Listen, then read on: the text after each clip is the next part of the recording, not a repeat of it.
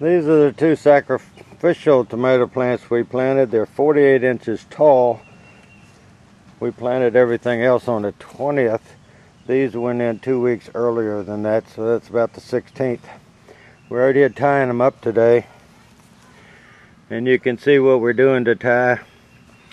I've taken this tie, run it around that one, brought it over to here and held up two at the same time. What you're trying to do is keep the stem sort of in line with the stake. And see, they're all just loose, just barely holding them on. There are people that think you ought to prune all your tomatoes and pull all the suckers off.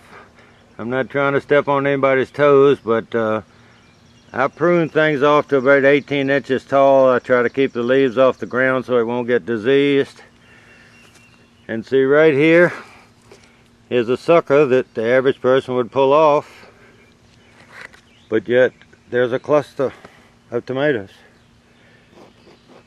So if you pull 10 suckers off, and each one of them, these are 4th of July salad tomatoes, and they'll be 8 or 10 on a cluster usually. And if you pull 10 suckers off of your plants, they could be 100 tomatoes. That's why I don't sucker. This is a cherry tomato. It's a sweet million.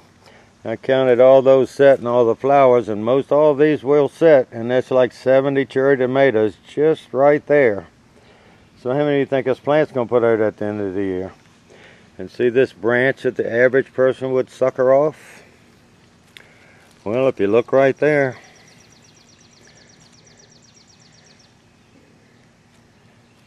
see the flower clusters?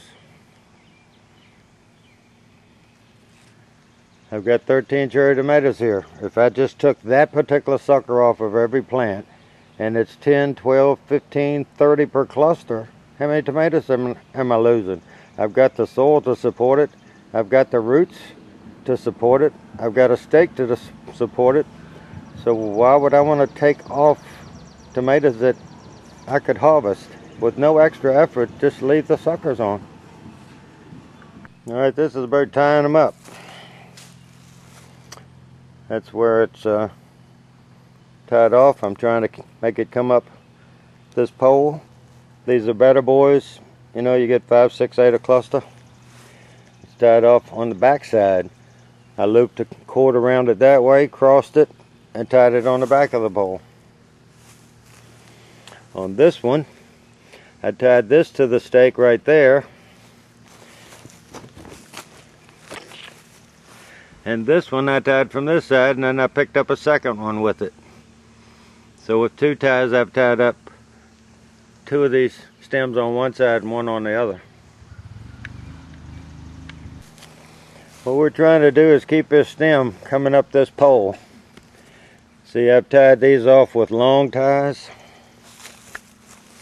and I just put it around there, crisscrossed it, tied the knot right here.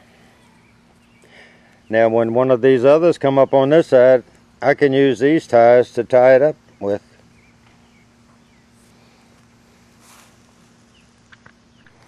When you tie up your tomato plants, what you're trying to do is let the fruit part, whenever possible, be hanging away. You don't want to get the tomatoes, the flowers, between the stem and the stake, because there'd be no way for them to grow. If they do get done like that, you're going to have to pull or cut a tie off just to get the tomato out when it gets big. You can see right here, this plant has got good shape to it as it keeps sending out all these new stems from these axillary joints. You'll get plenty of tomatoes. This one stem, I've got that away from it. When I tied this up, that clusters away from the pole, and it'll be like that. It'll be hanging free. You can, if you tied it up and the cluster was up in here, it'll misshape from the tomato. It won't harm it or anything, but it's hard to get it off when it gets big and you're ready to pick it. This is a bushy tomato. I've tied it up right here to the stake. I've tied this side up to the stake.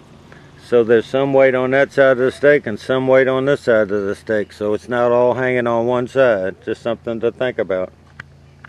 This is a 4th of July tomato plant that has a lot of salad tomatoes, 1.5 to 2 inches in diameter. So there's a cluster there of about 6. There's a 6 or so there. You can see that there are flowers coming there. There are flowers coming there. See, that branch is all the way down to here. That branch needs to be supported. We haven't tied it up yet. But see, as that fruit gets on it and gets heavier, it will just go down toward the ground. So we just need to pull it up and get it closer to the pole. Back on our sacrificial tomatoes, they're really heavy, really stocky. See, I've tied this one to this branch. It's a long way from here to the pole. And that one is tied off to the pole.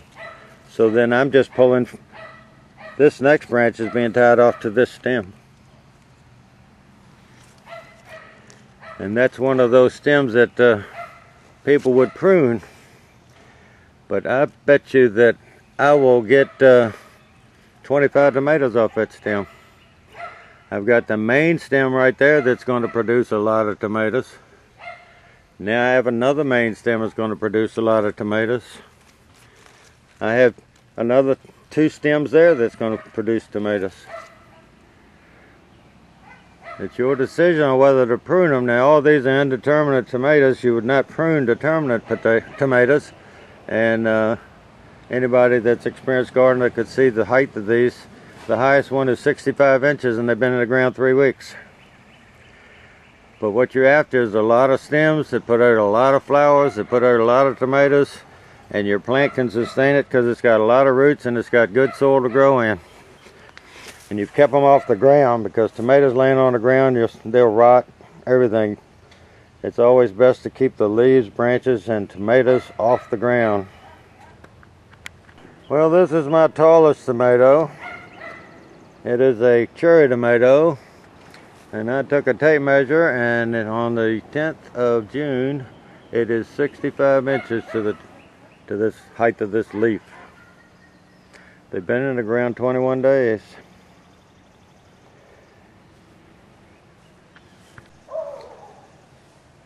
And if you wonder, the stake is probably a little better than 7 feet tall, which is right there. And this is the 10th of June. It doesn't have too much to grow to be at the top of this stake. So it shouldn't be a challenge, especially with a cherry tomato, to grow the top of this stake and carry it over to that stake and eventually carry it over to that stake. Or let it hang all the way back down toward the ground. That's how you get a lot of tomatoes.